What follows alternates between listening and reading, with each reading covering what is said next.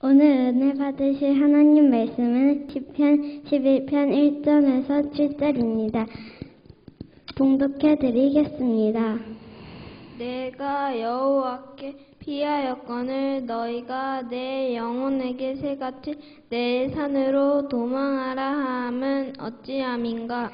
악인이 활을 당기고 화살을 시위에 먹임이여 마음이 바른 자를 어두운 데에 수리하는도다. 터가 무너지면 의인이 무엇을 하랴.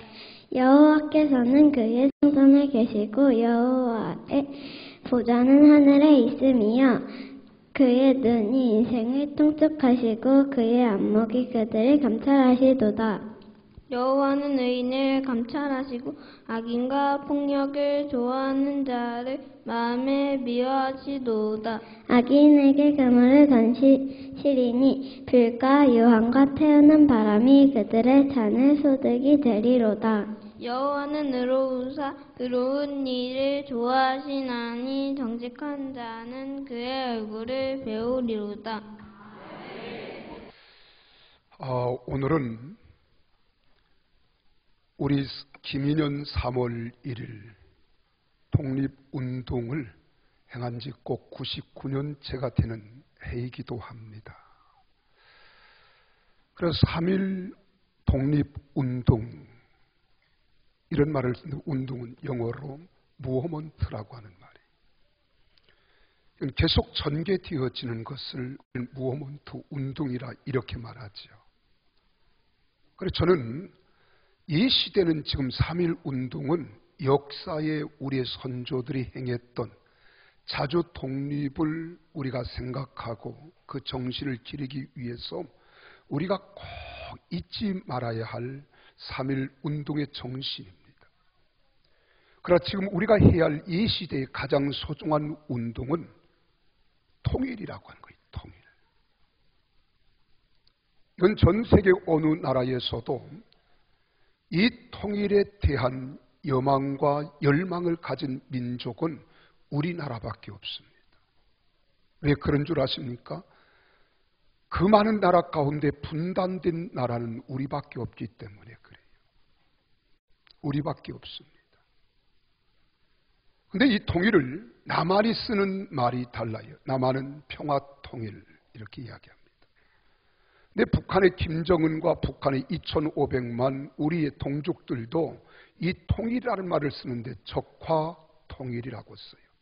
적화통일. 통일의 용어가 달라요. 우리 그리스도인들이 쓰는 용어는 그럼 무슨 용어를 써야 되느냐? 우리는 복음으로 평화로 통일을 이뤄야 된다는 거예요. 이것이 바로 무어먼트입니다. 우리나라가 언제 이렇게 잘 살았습니까? 오늘 우리나라는 아시아 대회를 2번 했어요. 월드컵도 했습니다. 올림픽도 했어요. 오늘이 이 동계올림픽 마지막 폐막식이기도 합니다. 개막식 때는 많은 인사들이 왔고 각계 각층의 인사뿐만 아니라 나라의 대통령, 수상 이러한 사람들이 왔습니다. 지금 우리나라는 지금부터 100년 전 우리나라의 모습과 100년 후의 모습, 아니 1945년 8.15 해방 이후의 모습과 지금 오늘의 모습 달라요. 1950년 6.25 전쟁이 돌발할 때는 북한이 그렇게도 잘 살았습니다. 남한은 북한을 따라갈 수가 없었어요. 근데 1950년 6월 25일 북한의 김일성이 남침을 시도하는데 주일날 새벽입니다. 우리는 꼼짝없이 당했어요. 그리고 1953년 9월 27일 아니 7월 27일 우리는 전쟁을 하다가 잠시 쉬자. 그래서 휴전에 우리는 들어갔습니다. 지금 우리나라는 전쟁 중이에요. 우리 여러분 착각하지 마세요. 38선을 처음에 우리는 8.15 해방과 더불어서 북위 38도를 중심으로 38선을 그었지만은 이걸 무너뜨리고 1950년 6월 25일 주일날 새벽에 김일성이가 탱크를 앞세워서 소련제 탱크와 함께 더불어 남침을 하게 됩니다. 어디까지 내려갔습니까? 낙동강까지 내려갔어요. 쥐꼬리만큼 남았어요. 그때 여러분, 우리 한국에 300명이 넘는 우리 목회자들이 대통령 이승만과 더불어서 하나님께 기도하고 금식하고 인천 상륙 작전이 성공이 되어지면서 우리가 서울을 수복하고 압록강까지 갔다가 여러분, 중공군 인해 전설에 의해서 우리 대한민국이 다시 후퇴하기 시작합니다. 그때와 지금의 이 나라의 모습은 너무나도 달라요. 여러분, 1984년도 대한민국에 미국의 두 선교사가 4월 5일 날 부활절 아침 인천항에 제물포항에 도착합니다. 그때 여러분, 1884년 부활절 아침 조선 땅에 첫 발을 내디뎠던 호레이스 그랜트 언더우드라고 하는 이 선교사님이 기도문을 쓴 게 있어요. 한번 여러분들에게 소개해 드리면 그때 상황을 여러분들이 이 글을 통해서 가히 짐작할 수가 있습니다. 거기에 뭐라고 기록했느냐? 기도문입니다. 주여, 지금은 아무것도 보이지 않습니다. 주님, 메마르고 가난한 이곳 조선 땅, 나무 한 그루 시원하게 자라지 못하고 있는 이 땅에 저희들을 옮겨와 심으셨습니다. 그 넓고 넓은 태평양을 어떻게 건너왔는지 그 사실 자체가 기적입니다. 지금은 아무것도 보이지 않습니다.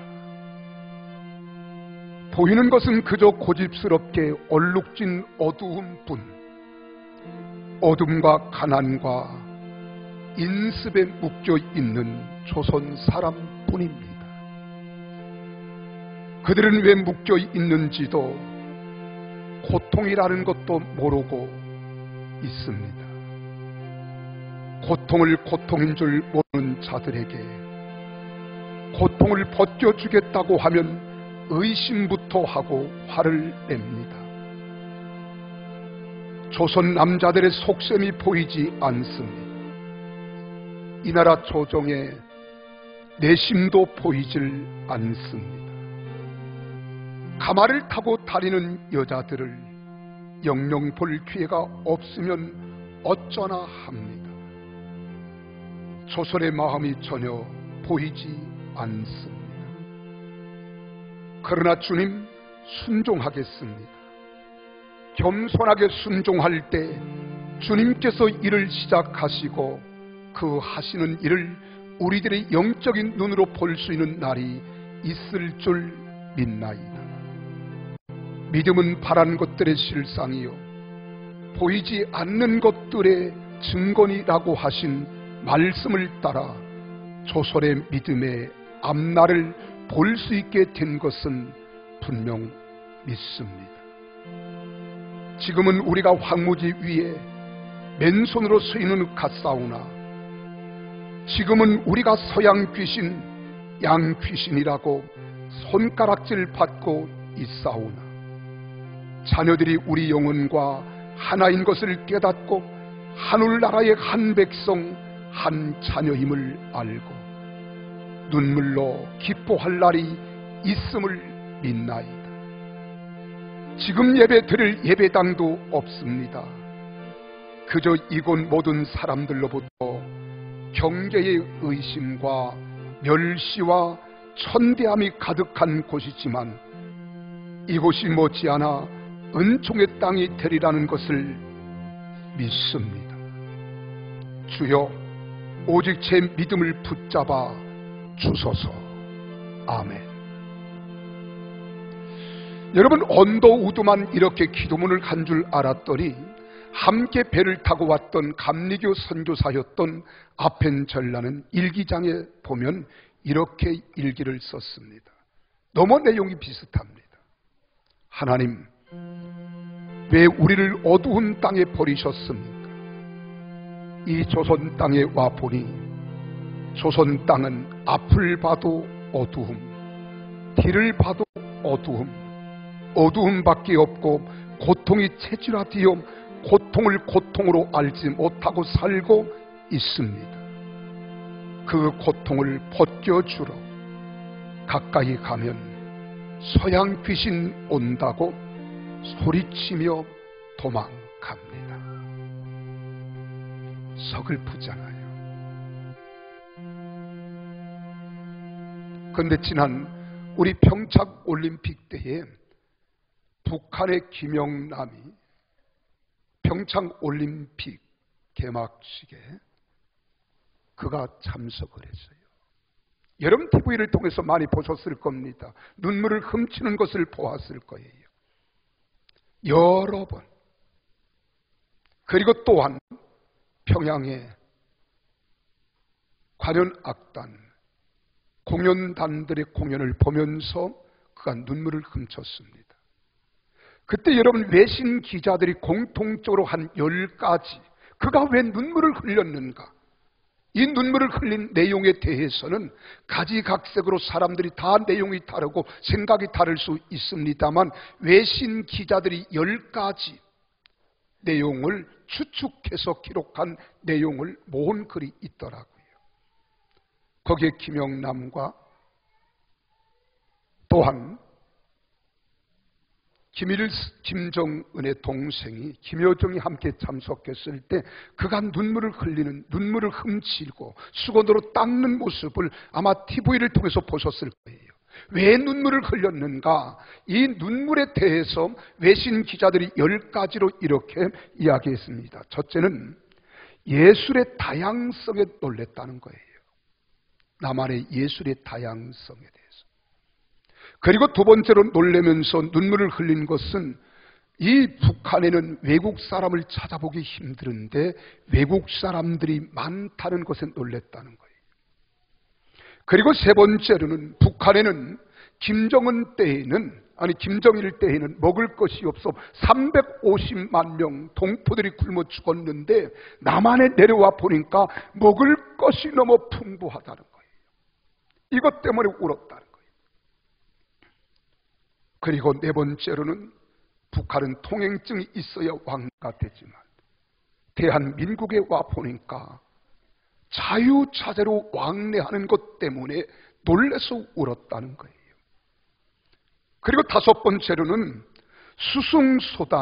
수단이 좋고 빠른데 놀랬다는 거예요.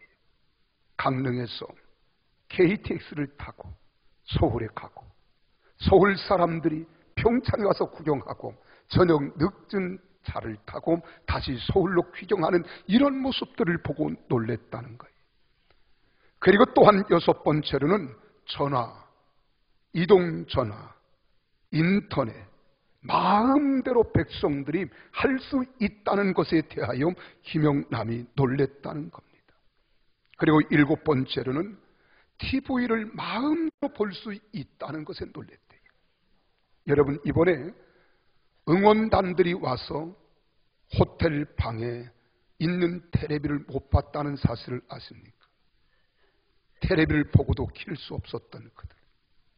그런데 남한은 자유자재로 테레비를 켜고 볼 수 있다는 것에 놀랬다는 거예요. 그럼 북한은 전력이 모자라서 캄캄하고 칠흑같이 어두운데 밤마다 네온사인과 그리고 가르등이 밝게 비춰지는 모습을 보고 놀랬다는 거예요.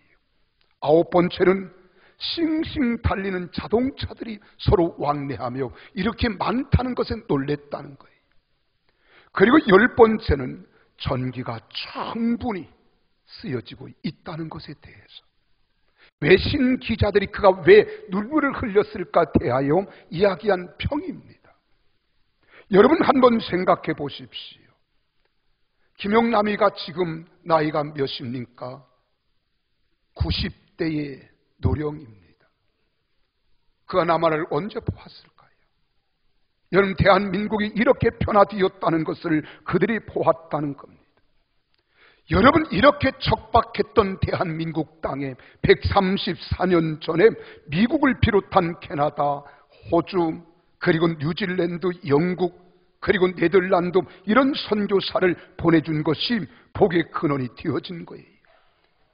그래서 우리나라는요, 6.25 전쟁이 끝난 후에는 GDP가 60불밖에 되지 아니한 찢어지게 가난한 나라였는데, 어디가 찢어지게 가난느냐? 내가 꼭 어디를 말해야 알아들었겠어요? 거기가 찢어지도록 가난했던 이 나라. 우리 어렸을 때만 하더라도요, 못 사는 사람들은 산에 올라가서 소나무 껍질을 벗겨다가 여러분 밀가루 버무려서 떡을 쪄 먹던 때, 여러분 기억하지 않습니까? 그때와 지금을 상상해 보니까 얼마나 이 나라가 잘 살고 위대한 나라가 되었다는 것을 그가 알게 되었다는 거예요. 선교사들은 이 땅에 들어와서 학교를 짓습니다. 교회를 짓고 병원을 지어서 선교했고요. 그들의 선교로 한국교회는 민족의 개화를 이루어가게 있어요. 독립운동을 하게 되었고, 이승만 대통령의 건국인 대한민국이 세워지고요. 6.25 사변 때 기독교인들이 행한 그 엄청난 업적은 말로 다 표현할 수가 없는 겁니다.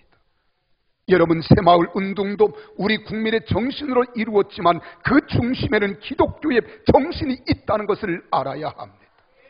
어느 나라에도 여러분 새마을 운동을 하고 싶지만 마음대로 되지 않습니다. 김천대학에 네팔 교수가 있습니다.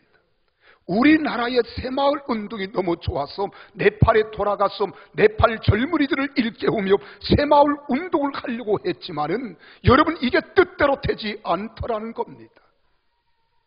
우리가 모방한다고 되는 것이 아닙니다. 남이 한다고 우리가 할 수 있는 것 아닙니다. 이 새마을 운동 중심에도 기독교의 정신이 있었다는 것을 우리는 알아야 합니다. 그리고 민주화를 거쳐서 오늘날 대한민국이 세계 12위로 가는데요, 항상 그 중심에는 기독교 정신이 서 있는 거예요. 이렇게 잘 나가던 대한민국과 한국교회가 지금 크게 위험하게 되었다는 것을 여러분 감지했으면 좋겠습니다. 여러분, 국가가 지금 어디로 가고 있는가? 우리 대한민국 교회가 지금 어디로 가고 있는지 모를 위기에 놓여 있다는 것 우리는 알아야 됩니다. 역사학가는 그렇게 말합니다. 역사란 미래를 잉태하는 하나님의 오늘의 판단이다 그랬어요. 미래를 잉태하는 오늘의 판단이 역사라는 겁니다. 오늘을 현실을 보면 미래를 우리는 얘기할 수 있고 예측할 수 있다는 겁니다. 여러분, 1919년 김인현 3월 1일 운동 때에 손병희가 이끄는 천교도 교인들은 300만에서 천교도, 우리 기독교인은 18만밖에 되지 않았습니다. 근데 1919년 3월 4월 두 달간에 걸쳐서 계속 김인현 독립운동, 대한독립 만세가 불려지고 외쳐진 그때에 311곳이 주동세력에 의해서 독립운동이 펼쳐진 것이 명확히 밝혀졌는데요, 그 가운데 기독교인들이 뭉쳐서 독립운동을 펼쳤던 곳이 311곳 가운데 78곳입니다. 그리고 300만이 되는 천교도들이 행한 것은 66지역입니다. 그리고 기독교와 천교도가 함께 합해서 한 것이 42지역에서 3.1 운동이 발생한 거예요. 이것은 그 당시 전국 인구의 2% 안팎의 기독교인들이 얼마나 적극적으로 3.1 운동에 가담했는지를 보여주고 있는 겁니다. 여러분, 독립운동 할 때에 기독교인이 가장 많이 늘었다고 그래요. 이승만 대통령, 김구 선생, 토산 안창호, 조만식, 길선주, 이승훈, 이름만 대면 여러분들이 다 말로 다 알 수 있는 인물들이 아닙니까? 이런 국가의 지도자들의 신앙을 가지려고 교회 온 것 아닙니다. 한국 교회가 생명 대신 예수님이 계신 것을 그들은 몰랐어요. 그런데 나라와 민족을 위하여 독립운동을 하는 한국 교회가 좋아서 교회에 와서 복음을 듣고 생명 대신 예수를 만난 줄 믿으시기를 바랍니다.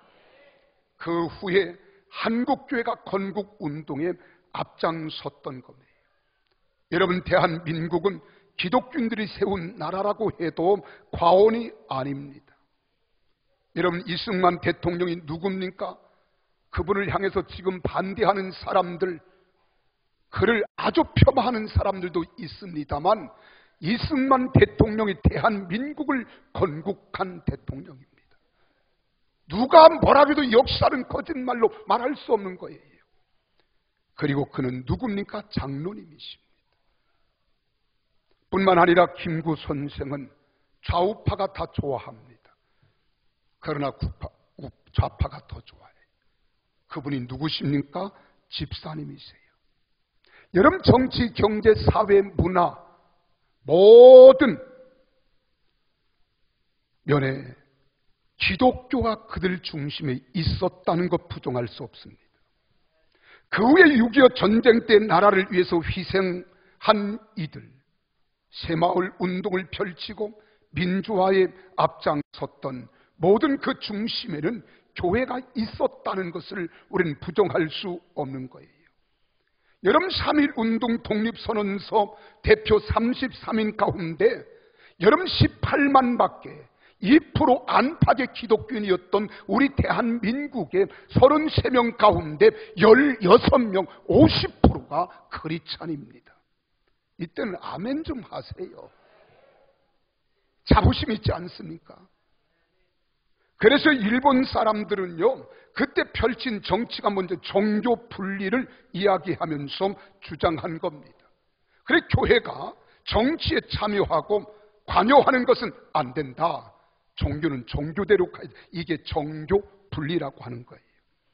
그러나 역사를 보세요. 역사는 그렇지 않습니다. 우리가 근대사를 보더라도 현대사만 보더라도요, 칼빈은 제네바 시장을 역임한 사람이에요. 여러분이 잘 아는 아브라함 카이퍼라고 하는 유명한 사람은 여러분 네덜란드 화란의 수상을 가장 길게 한 사람이에요. 지금 독일의 대통령은 여러분 목사님이라는 사실을 아십니까? 역사를 왜곡하면 안 됩니다. 왜 이렇게 역사가 뒤었는가를 우리는 알아야 됩니다. 오늘 여기 본문 말씀을 보십시오. 본문 3절에 그렇게 말합니다. 터가 무너지면 이렇게 나와요. 의인이 무엇을 할꼬? 의인이 무엇을 하랴? 이 시를 기록할 때에는 여러분 두 가지 설이 있습니다. 하나는 아들 압살롬에게 다윗이 쫓기면서 기록한 시다, 이렇게 보는 경우가 있어요. 또 하나의 설은 그의 장인 어른이었던 사울 왕으로부터 쫓김을 받을 때 다윗이 기록한 시라고 이렇게 봅니다. 어쨌든 공통점은 아들 압살롬이나 그의 장인 어른 사울 왕으로부터 쫓김을 받을 때 그가 피했단 말이에요. 그때 그의 친구들이 말합니다. 1절에 내가 여호와께 피하였거늘 너희가 내 영혼에게 새같이 내 산으로 도망하라 하면 어쩌민가. 그러면서 다윗이 그렇게 말합니다. 터가 무너지면 의인이 무엇을 하랴? 터가 무너지면, 나라가 무너지면, 나라가 망치면 여러분이 고할 것이 어디입니까? 없다는 거예요. 그런데 여기 3절 앞에 아라비아 숫자로 4라는 숫자가 있어요. 있죠? 근데 밑에 보면 4의 설명이 나와 있어요. 터가 무너졌으나 의인의 행할 것이 무엇인고. 그렇죠. 자, 맞아요. 이게 두 가지입니다. 하나는 터가 무너지면 의인이 행할 터가 없다는 거예요. 이 터가 무너지기까지 의인들은 무엇을 했느냐는 겁니다. 이 말을 다른 말로 하면 나라가 망하면 그리스도인들은 나라가 망하기까지 무엇을 했느냐는 거예요. 무엇을 했느냐. 또 하나는 나라가 망하면 그리스도인들이 해야 할 일이 뭐가 있느냐. 우리는 똑같은 동족이지만 북한의 우리의 동족들을 보세요. 그들은 신앙의 자유가 없습니다. 신앙의 자유가 없어요. 예수를 믿으면 다 아우지 탄광이나 정치범 수용소에서 모든 고통과 고난을 당합니다. 괴로움을 당합니다. 예배를 드릴 수 없어요. 기도할 수 없습니다. 이게 북한의 실정입니다. 근데 그들이 쓰는 용어가 뭔 줄 아십니까? 조선인민민주주의예요. 그들도 민주주의를 써요.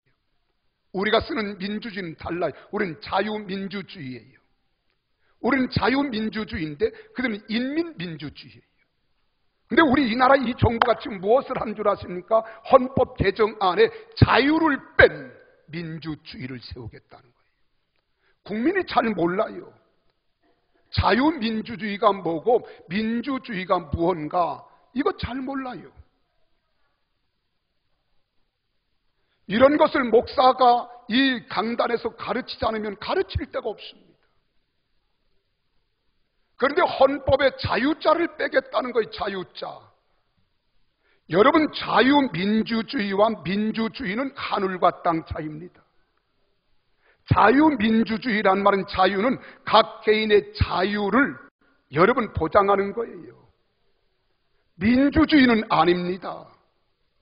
그래, 자유민주주의라고 하는 말은 다수결에 의한 의사가 결정되어지고 이루어지나 각 개인의 의견은 존중되어지고 인격은 존중되어진다는 거예요. 개인의 자유를 보장한다는 거예요. 개인의 자유를 침해하지 않는다는 거. 이게 자유민주주의. 오늘 우리의 정치, 우리의 정신이고 우리의 정치제도예요. 근데 자유자를 빼면 어떻게 되는 줄 아십니까? 그냥 민주주의입니다. 민주주의, 인민공화국을 만들 수 있어요. 민주주의, 낙시즘을 만들 수 있어요. 민주주의, 파시즘을 만들 수 있어요. 민주주의, 히틀러가 되는 거예요. 이 말을 좀 더 구체적으로 말하면은, 다수결에 의한 의사결정은 원칙으로 한다. 민주주의니까. 그러나 민의만 지지한다면 그것이 옳은 일이든 그릇된 일이든 무슨 짓을 해도 정당성을 가진다는 거예요. 그러니까 다수당에 의해서 독재가 이루어진다는 거예요. 이게 공산 독재입니다. 이게 히틀러입니다. 이게 파시즘이라고 하는 거예요. 파시즘이라고 하는 말은 여러분이 잘 아는, 여러분 그 무솔로니의 정치, 무솔로니의 파시당에서 근거한 거예요. 사회주의입니다. 지금 국민들을 속이고 있는 거예요. 이럴 때 우리가 기도해야 됩니다. 저는 정치를 말한 것이 아니라 국민들이 알 권리를 바르게 이야기해서 국민들이 바르게 가자는 겁니다. 저는 우리 집에서도요, 많이 침묵하는 편이에요. 우리에게 아내에게 종종 던지는 말이 무서운 말을 던집니다. 여보, 이대로 가다가는 순교할 각오해야 합니다. 순교할 각오해야 합니다. 나는 여러분 공포를 조정하는 거 아니에요. 지금 우리는 심각한 상황이 있어요. 여러분, 미국은 우리의 우방입니다. 저는요, 우파도 아니에요. 좌파도 아니에요. 나는 예수파예요. 좌파 우파를 잘 교회가 아울러야 합니다. 그리고 바른 길로 가게 해줘야 돼요. 하나님의 영광이 나타나게 해야 돼요. 그러면 이럴 때 우리가 어떻게 해야 되느냐? 너희가 나라의 터를 잃어버리면 의인들, 그리스도인들이 무슨 할 일이 있겠느냐? 끝나는 겁니다. 이 나라가 이렇게 망하기까지 너희 그리스도인들은 지금까지 무엇을 했느냐? 이 말은 여러분 책임을 묻는 말입니다. 이럴 때 우리가 해야 할 세 가지가 있습니다. 성경 전체를 통해서 볼 때 그 첫째는 우리가 하나님의 통치를 전적으로 의지할 때 하나님이 우리를 통해서 일하심을 믿으시기를 바랍니다. 하나님의 통치를 전적으로 믿어야 되고 의지해야 합니다. 그래야 하나님이 일하시는 거예요. 여러분 지금 보십시오. 우리는 지금 소수법 가운데 인권을 지금 이야기합니다. 그것이 바로 뭔 줄 아십니까? 동성애. 이거 정부의 법으로 허락하라는 거예요. 동성애가 얼마나 무서운 죄인 줄 아십니까? 며칠 전에 법원에서 이런 판결이 나왔습니다. 여러분 군인들이 서로 성행위를 했어요. 그 성행위가 동성애입니다. 근데 서로 함께 합의하에 서로 행위를 했으니까 이건 불법이 아니라는 거예요. 합법이라는 거예요. 법원이 그렇게 판결했습니다. 지금 동성애는 남자와 남성, 여자와 여성 서로 결혼하고 서로 이것을 법으로 제정하자는 거예요. 한번 여러분 묻겠습니다. 제가 오늘 설교가 좀 세다고 생각할지 몰라요. 여러분 인권이 중요합니까? 생명이 중요합니까? 그런데 지금 여러분 생명은 무시된 채 인권이 앞세워지고 있어요. 무서운 이야기입니다.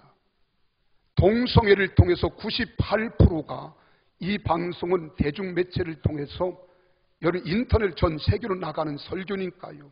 저도 삼가조심하는 거예요. 에이즈 환자들의 98%가 어디서 나온 줄 아십니까? 남성의 98% 동성애자들의 결과가 에이즈라고 하는 병이에요. 에이즈 환자는 정부가 다 무상으로 치료합니다. 한 달에 약값만 300만 원입니다. 1년이면 약 4천만 원의 치료비가 들어가는데 정부가 다 그것을 줘야 되는 거예요. 치료해 줘야 되는 거예요. 그런데 동성애자들이 1년에 약 4천만 원의 치료비를 사용하는데 그 원인이 어디선 동성애자들에 의해서 여러분 에이즈 환자가 생겨나면 에이즈 환자가 생겨난 발병 근원되는 여러분 우리 동성애를 막아야 됩니까? 권장해야 됩니까? 그런데 지금 정부는 권장하는 거예요. 이것이 법으로 입법화가 되어지면 강 목사는 이런 설교 못합니다. 1,000만 원 이하의 벌금과 5년 이하의 징역을 살아야 돼요. 죄를 죄라고 말하지 못하는 시대가 온다 이 말입니다. 하나님께서 죄를 죄로 인정하지 않은 나라가 되는 거예요. 여러분뿐만 아닙니다. 그러면 에이즈는 생명을 앗아가는 거예요. 동성애 인권은요, 인권은 우리가 침해를 당할 수 있고 시련을 겪을 수 있지만 그 인권은 생명하고는 상관없이 다만 우리의 정신적으로 우리가 인격적으로 침해를 당하고 아픔을 겪는 거예요. 비중을 따지면 인권도 소중하지만 생명은 더 소중한 거예요. 이럴 때 우리 교회가 바른 소리 할 줄 알아야 돼요. 바른 말을 할 줄 알아야 됩니다. 여러분 이 나라 이 민족을 하나님이 지켜주시기를 원하신다면 하나님의 통치를 전적으로 의지하고 하나님이 일하시는 환경과 나라와 민족을 만들어 가야 될 줄로 믿으시기를 바랍니다. 근데 우리가 출애굽 기서를 보십시오. 출애굽 당시에 세계 최고의 강대국인 애굽이라고 하는 나라가 세상을 움직이는 강력한 나라였고 강력한 왕이었습니다.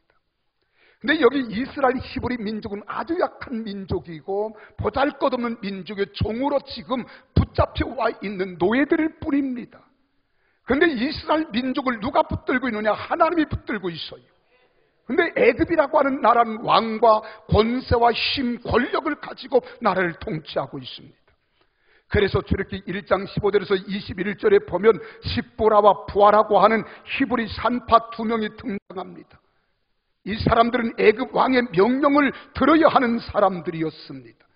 그러나 그들이 두려워하는 것은 애굽 왕의 명령과 권력과 돈과 그들의 힘을 두려워하지 않았어요. 그들이 두려워한 것은 엄청난 위협 속에서도 명령하는 이집트 왕의 명령이 아니라 그들은 하나님을 두려워한 줄로 믿으시기를 바랍니다.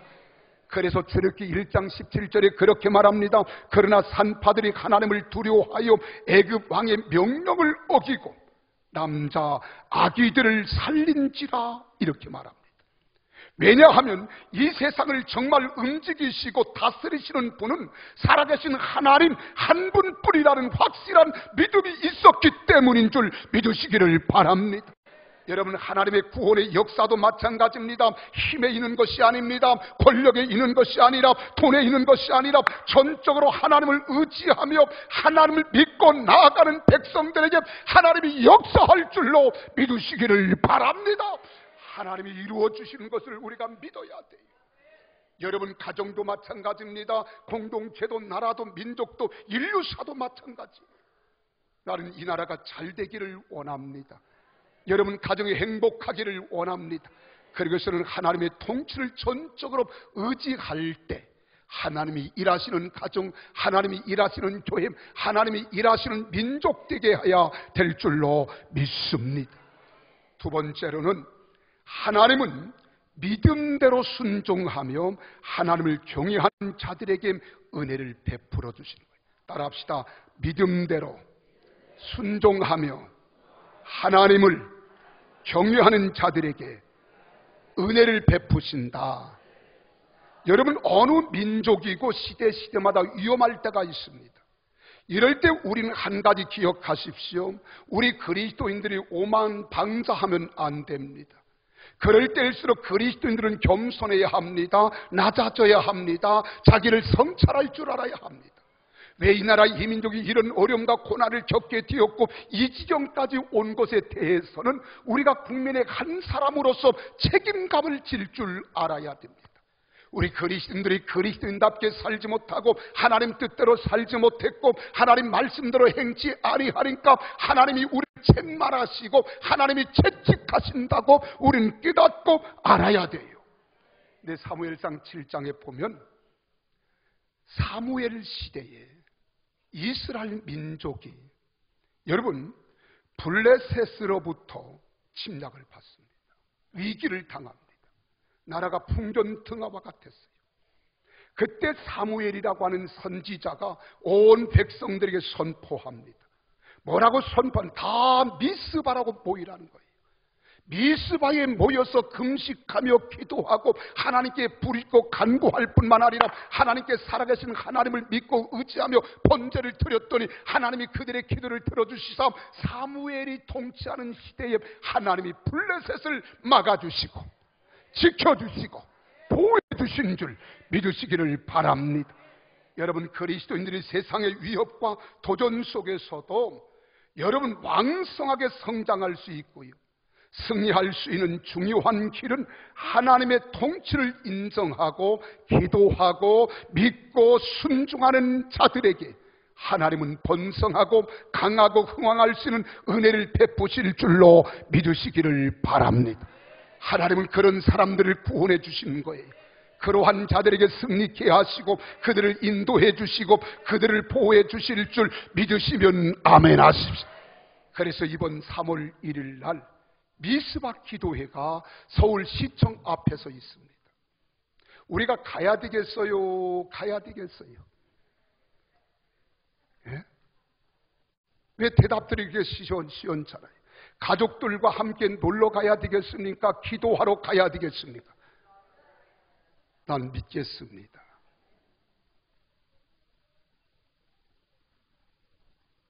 여러분 생각해 보세요. 그래서 3월 1일 서울시청 앞에서 미스바 기도회를 갔습니다.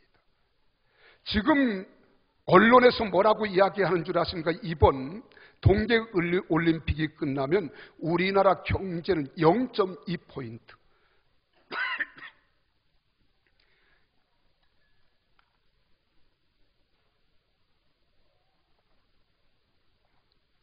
0.2% 오른다 그래요.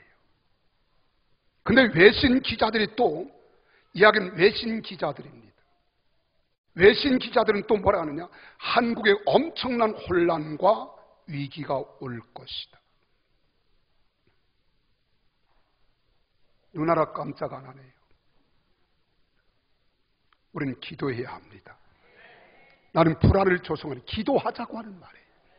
기도하자는 말. 기도해야 하는 거예요. 그래서 우리 교회에서도 참석하려고 그럽니다. 10시에 출발합니다. 많이 오시는데 걸을 수 있는 분은 다 오십시오. 걸을 수 있는 분은 다 오세요. 우리가 나라와 민족을 위해서 기도해야 됩니다. 그래야 하나님이 건져주세요. 하나님이 축복하세요. 마지막으로는 하나님은 비록 연약할지라도 하나님을 경외하며 기도하는 사람들을 귀하게 사용하십니다. 기도하는 사람. 나라와 민족과의 역사가 위기에 직면하면 하나님께서는 하나님을 경외하는 사람들에게 은혜를 주십니다. 힘을 주시고 능력을 주시고 이끌어가게 하시고 승리케 하시는 거예요. 여러분, 위기를 만났다고 어렵다고 우리가 절망하면 안 됩니다. 우리가 사방으로 우겨쌈을 당하여도 우리 하나님 앞에서 우리는 위를 향할 수 있는 하늘이 열려 있는 줄 믿으시기를 바랍니다. 우리가 이사야서 38장을 보십시오. 여기 아수라고 하는 나라가 이스라엘 민족을 포위하고 있습니다.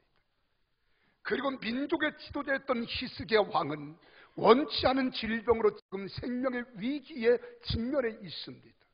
그때 하나님의 사람 이사야 선자를 통하여 히스기야 왕에게 찾아와서 권면합니다. 하나님께서 너의 생명을 거두어 가신다. 내가 정령 죽고 살지 못한다는 거예요. 그리고 아수르의 포로가 된다는 겁니다. 얼마나 위기입니까? 얼마나 고통입니까? 이 말을 들었던 여기 히스기야 왕이 그 자리에서 무릎을 꿇고 벽을 향하여 무릎과 무릎 사이에 머리를 쳐박고 하나님께 기도했습니다. 그랬더니 하나님이 그 기도를 들으시고 말씀하십니다. 이사야야, 너는 다시 가서 히스기야에게 전하라. 내가 내 눈물을 보았고 내 기도를 들였노라. 일령토에 나아갔던 해 그림자를 10도 물러가게 할 것이며 너의 생명을 연장해 주실 것이고 아수르로부터 내가 보호해 주시리라. 믿으시면 아멘 하십시오. 여러분, 이 세상은 돈과 힘의 논리가 아닙니다. 구원자이신 하나님에 의해서 통치된다고 하는 명확한 역사의식이 있어야 합니다. 우리 사랑하는 아이들에게 잘 먹고 잘 입히는 것도 중요합니다. 편리를 도마고 물의 혜택을 주는 것 중요합니다. 그러나 역사의식을 심어줘야 합니다. 세계 속에 우리 자녀들이 해야 할 일이 무엇인가를 깨닫게 해줘야 되는 거예요. 하나님은 과거에 바벨론이나 애굽이나 현재인 미국이나 중국 힘 있는 나라를 택하지 않으십니다. 상한 갈대와 같고 꺼져가는 심지와도 같았던 이스라엘과 우리나라입니다. 그래서 수없이 역사적 고난을 경험했던 그 민족을 하나님은 선택한 거예요. 우리나라가 땅덩어리도 적잖아요. 무슨 지하자원이 많습니까? 그런데 우리나라는 지금 역사를 보면은요, 997번 외세의 침략을 받았습니다. 정말로 약하고 약한 민족입니다. 그런데도 하나님이 지금까지 지켜주셨어요.